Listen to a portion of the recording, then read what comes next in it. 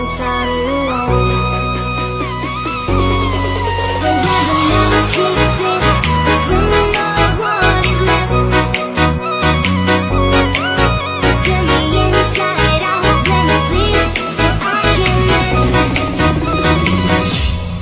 Now there's no saying that it's not the state of sight.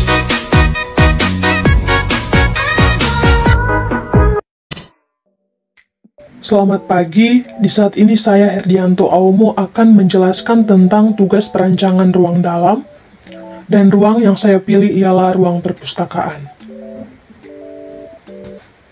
Yang pertama kita masuk dalam kerangka pikir, yang terdiri dari latar belakang dan terbagi atas beberapa bagian, yaitu konsep desain yang terdiri atas beberapa bagian, lalu ada pemahaman yang terdiri juga atas beberapa bagian. Yang pertama ialah pengertian. Nah, menurut UU Perpustakaan pada bab 1 pasal 1 menyatakan bahwa perpustakaan adalah institusi yang mengumpulkan pengetahuan tercetak dan terekam, mengelolanya dengan cara khusus guna memenuhi kebutuhan intelektualitas para penggunanya melalui beragam cara interaksi pengetahuan. Yang berikutnya ialah latar belakang dari perpustakaan. Perpustakaan merupakan pusat pengelola informasi dan memberikan layanan informasi bagi para penggunanya, maka dari itu perpustakaan diharapkan mampu melaksanakan fungsinya sebagai pusat informasi secara umum. Yang berikutnya ialah konsep perpustakaan. Nah, konsep yang saya ambil dalam perancangan desain ruangan perpustakaan ialah saya mengambil konsep modern minimalis. Nah, konsep ini sering digunakan banyak orang karena di era yang sekarang semakin menuntut setiap orang untuk hidup lebih baik lagi, terlebih dalam kemajuan ilmu pengetahuan dan teknologi.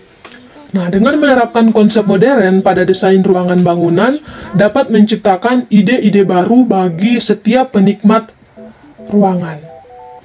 Lalu yang berikutnya ialah karakteristik arsitektur modern, yang terdiri dari beberapa bagian, yaitu yang pertama ialah mempunyai sedikit ornamen dan dekorasi, yang kedua ialah penerapan garis vertikal dan horizontal, serta model bangunannya kotak.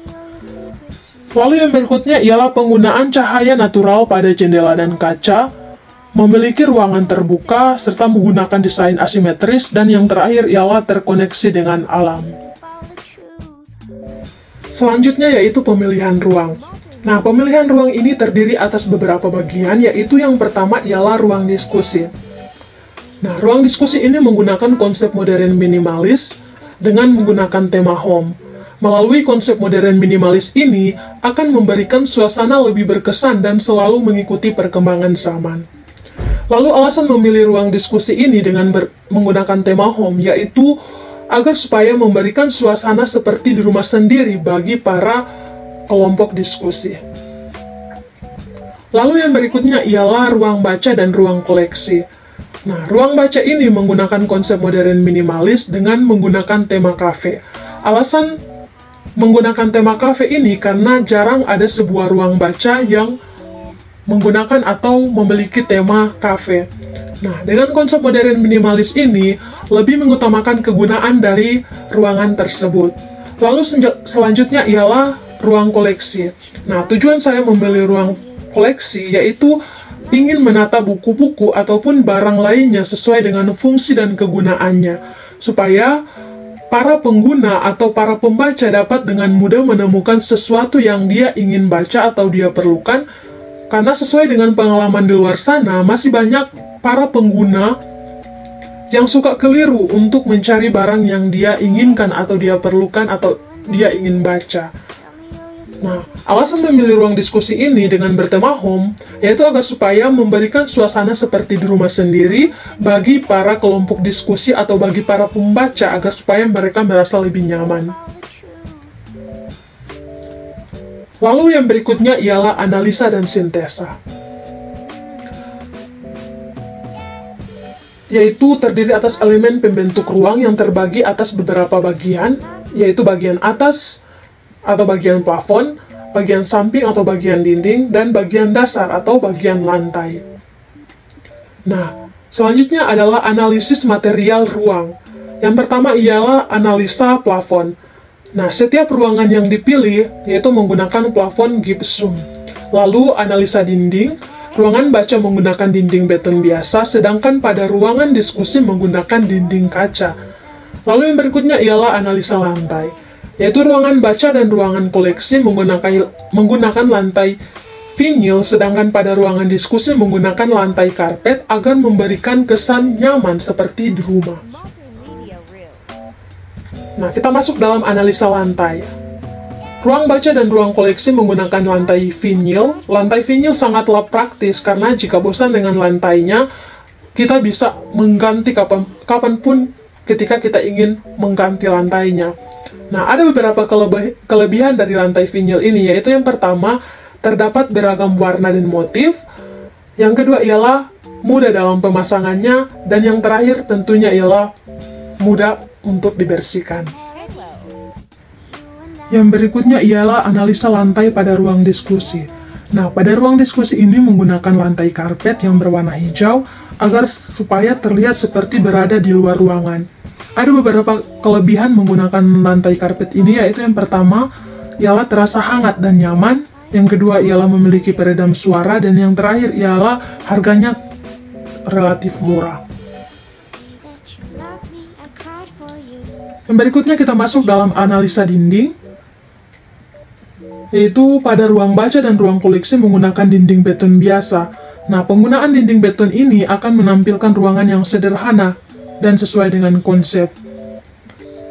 Nah, kelebihan penggunaan dinding bata merah yaitu yang pertama ialah tahan panas, yang kedua ialah mudah proses pembuatannya, dan yang terakhir harganya cukup murah. Nah, sedangkan pada analisa dinding ruang diskusi ialah menggunakan dinding kaca. Nah, penggunaan dinding kaca ini membuat ruangan menjadi lebih terang dan ruangan terlihat lebih luas. Ada beberapa kelebihan penggunaan dinding kaca ini, yaitu yang pertama ialah mudah dalam perawatannya, yang kedua ialah bisa menahan panas dari luar, dan yang terakhir ialah kedap terhadap air. Yang berikutnya kita masuk dalam analisa plafon. Nah, penggunaan plafon ini pada semua ruangan yang dipilih ialah menggunakan plafon gypsum. Nah, dengan penggunaan plafon gypsum ini memperbaiki tampilan menjadi elegan dan sebagai pelengkap desain interior. Dan tentunya ada beberapa kelebihan dari penggunaan plafon gypsum ini, yaitu yang pertama memiliki beragam motif, yang kedua ialah perawatannya sangat mudah, dan yang terakhir ialah proses pemasangannya termasuk cepat. Nah, pada saat ini kita masuk dalam tata kondisi ruang yang terdiri dari 4 bagian, yaitu pencahayaan, penghawaan, vegetasi, dan furniture. Yang pertama ialah pencahayaan. Nah, pencahayaan yang digunakan yaitu ada dua, yaitu pencahayaan alami dengan menggunakan jendela dan pencahayaan buatan dengan menggunakan lampu. Yang berikutnya ialah penghawaan. Nah, penghawaan yang digunakan yaitu penghawaan alami, dan yang kedua penghawaan buatan. Nah, untuk penghawaan alami menggunakan bukaan pada jendela dan ventilasi, sementara untuk penghawaan buatan yaitu menggunakan AC. Lalu yang berikutnya ialah vegetasi. Nah, adapun beberapa jenis vegetasi yang digunakan yaitu yang pertama ialah bambu hias, yang kedua ialah pohon palem, dan yang ketiga ialah rantai kering. Rantai kering di sini hanya sebagai hiasan. Nah, pada saat ini kita masuk dalam furniture. Yang pertama untuk ruang diskusi, yaitu yang pertama ada sofa sebagai pelengkap tema, yang kedua adalah egg chair, yang ketiga ialah rak buku yang biasa berada di rumah, lalu ada rak buku khusus untuk perpus, dan lalu ada kursi dan meja yang diletakkan di bagian luar. Nah, sementara untuk furniture pada ruang baca dan ruang koleksi, yaitu ada set meja makan dan kursi, ada kitchen set, ada kursi, ada tempat duduk dengan aplikasi bantal, dan yang terakhir adalah rak buku. Nah, yang berikutnya ialah gambar kerja. Untuk denanya ruang baca dan ruang koleksi, ialah sebagai berikut. Lalu untuk potongannya juga sebagai berikut. Ini merupakan potongan BB dan merupakan tampak depan dari ruang baca dan ruang koleksi. Nah, ini merupakan tampak belakang dari ruang baca dan ruang koleksi. Lalu ada tampak samping kanan dari ruang baca dan ruang koleksi. Lalu ada tampak samping kiri dari ruang baca dan ruang koleksi. Nah, di sini merupakan perspektif dari ruang baca dan ruang koleksi. Bisa dilihat sendiri.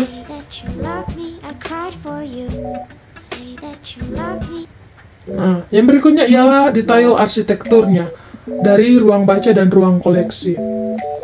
Ini merupakan detail arsitekturnya seperti ini. Lalu ada denah dari ruang diskusi. Denahnya seperti ini. Nah, untuk ruangan diskusi potongan A seperti ini. Lalu potongan BB-nya seperti ini. Tampak depan dari ruang diskusi. Lalu tampak belakangnya.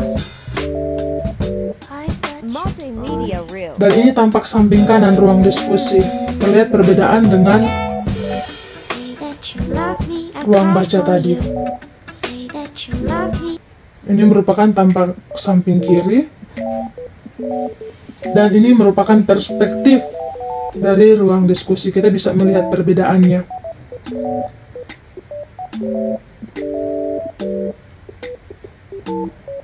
Lalu ini merupakan detail arsitekturnya. Jadi demikian untuk penjelasan dari materi saya hari ini. Terima kasih. Seek for the truth.